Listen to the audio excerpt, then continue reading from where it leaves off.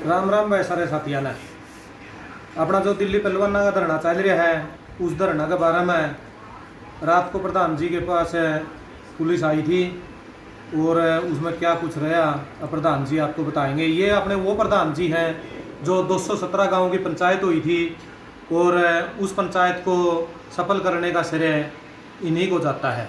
इन्होंने उस पंचायत की अध्यक्षता करी थी। प्रधान जी आपको बताएंगे। सुमेर प्रधान जी। नमस्कार जी सबको।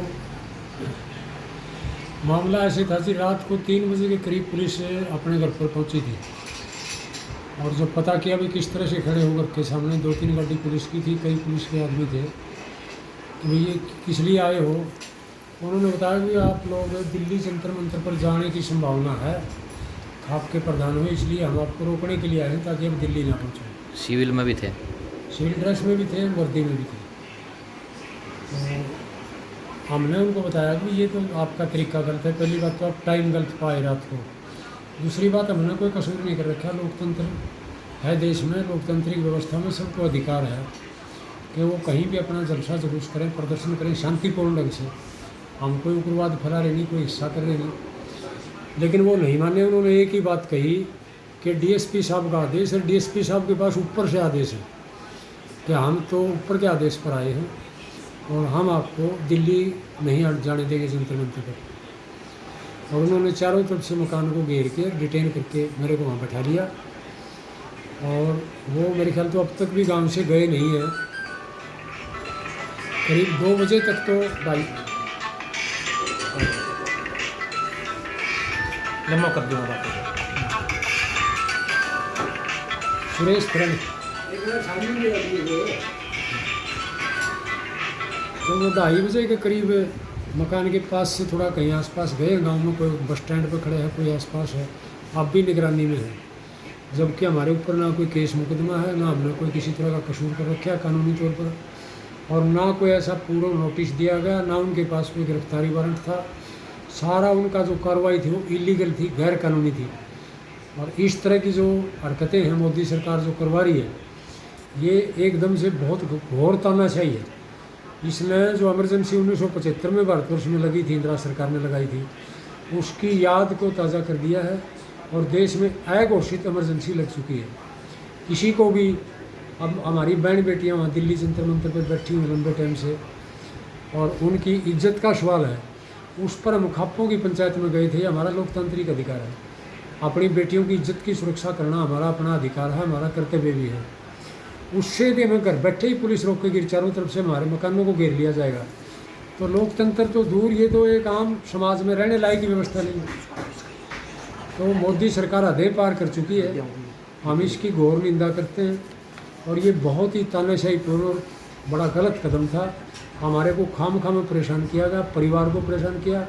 गांव के लोगों को जब पता चला तो गांव के नागरिक पहुंचे, गांव में युवा संगठन है लड़कों का, वो पहुंचे, आसपास के गांव के खाप के प्रतिनिधियों को पता चला तो वो पहुंचे।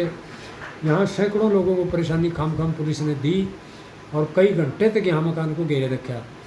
हम इसकी घोर निंदा करते हैं। इस तरह के कदमों के खिलाफ तमाम खापों के प्रधानों से, सचेत नागरिकों से, किसान संगठनों से मेरी अपील है कि हम सबको मिल के आगे आना चाहिए और इसका मिल के मुकाबला करना चाहिए ताकि दोबारा से इस तरह की हरकत ना हो सके। एक बार भी घुमा के लिया सर।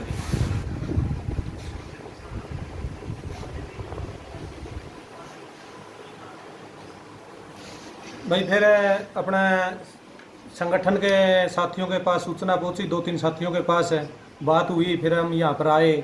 यहाँ पर आने के बाद प्रधान जी तो बोले कोई बात नहीं, अब तो वहाँ से धरना उठा दिया गया, बड़े सत्र पे बात होगी, पंचायतों की बात होगी, उसके बाद कुछ निर्णय लेंगे, आप कुछ एक्शन ना लो। लेकिन संगठन में नौजवान लड़के भी हैं, महिलाएं भी हैं, तो उन्होंने बोला नहीं, हमारे को इस चीज़ का जवाब दो, नहीं हम अभी बड़ा धरना प्रदर्शन करेंगे, रोड जाम करेंगे, रिफाइनरी लगी हुई है तेल की, उसको बंद करेंगे। तो फिर हमने पुलिस वालों से बात करी तो डीएसपी का नंबर लिया, उनसे बोला गया कि अगर मामले को आपने तूल देना है तो आप यहाँ पर इनको बैठे रखो, नहीं तो फिर हम और सख्त एक्शन लेंगे। फिर उसके बाद उन्होंने पुलिस को बाहर भेजा। तो बाकी आपने भी फ़ोन पे बात पुलिस गाँव तो बाहर है, आपने बाकी फ़ोन पे बात की, आपने भी की थी, आप वो अपना अनुभव साथियों को बताएं। राम राम भाई सारे भाई आना। पूरा ये पता लग गया जिस टाइम सुभाष भाई का फ़ोन आया था तो पूरा आ गए थे आए तो फिर हूँ तो पुलिस वाले तो पूछा था भाई बोले अब हमारा ऊपर का आदेश है रे भाई ठीक है तुम तारी ड्यूटी करो तारी कोई गलती नहीं ऊपर बात कराओ। तो डीएसपी साहब तो बात करी थी डीएसपी साहब तो सीधे एक के बात कही थी जी कौन सा कानून है यो मामला मारा है घर में बंदी बना के रखना था जो। तो डीएसपी साहब बोले किसी ने कुछ बोलिया तो नहीं पर अड़ प्रशासन भेजने का मतलब क्या था आपका मकान ये बंदा आपका रिश्तेदारी में भी कौन जा सकता करता बाहर रेगुलर कर सकते मकामा में नो बोलिया किसने बोलिया बोले आप तो ये मना तो कोई आदेश कौन दिए मका इन पर पुलिस हड़े भाई आपका नंबर लिया इन्हें तो दिया है इनते ये बोलिया कि ऑर्डर इसने दिए है डीएसपी ने मदद आप तो बात करा माँ सीधी सी एक बात है या तो इनकी वापस भेज दो ना तो मामा ब्याणा खेड़ा रोड जाम करांगे रिफाइनरी बंद करांगे। तो बोले भाई ठीक है मैं करूँ बात इतनी बात हो पाछा वहीं 10-12 मिनट पाछा चले गए वहीं भी शायद गांव के बाहर हैं मेरा अंदाजा जड़ तक। ये कानूनी मजबूती होने के कारण ही हम उस पुलिस को वापस लौटा पाए, नहीं तो हरियाणा के ज़्यादातर साथियों को गिरफ्तार कर लिया। प्रधान जी को भी गिरफ्तार करने की कोशिश थी उनकी, उनको पता है कि ये डाटा गांव है, बड़े सतर पे कोई मामला हो जाएगा। रात को वो उठा नहीं पाए क्योंकि घर पे 8-10 साथी थे, परिवार के थे सभी आसपास के, तो उन्होंने 2 घंटे तक प्रधान जी को जगाया ही नहीं। थोड़ा उनका स्वास्थ्य ठीक नहीं रहता। 2:30-3 बजे पुलिस आई थी, 5 बजने के बाद पुलिस से प्रधान जी मिले थे, तो फिर दिन निकलने का हो गया, इसलिए वो प्रधान जी को उठा नहीं पाए, नहीं तो शायद वो उठा के ले जाते। बाकी और साथियों से बात कराते हैं, उनके पास लिखित में कोई आदेश नहीं था। तो हम सभी जागरूक साथियों से ये कहना चाहते हैं कि जो मोदी जी ने संदेश दिया था बेटी बचाओ बेटी पढ़ाओ, तो उनका जो कहना था कि बेटी बचाओ भाजपा वालों से ही बेटी बचाओ, उनका ये कहना था, वो हमें अब समझ में आ रहा है जब हमारी बेटियां जंतर मंतर पर बैठी हैं धरना दे रही हैं इतने दिन से। ठीक है भाई, धन्यवाद साथियों। इस मैसेज को ज़्यादा से ज़्यादा आगे शेयर करियो, धन्यवाद। वीडियो आई नोटिफिकेशन में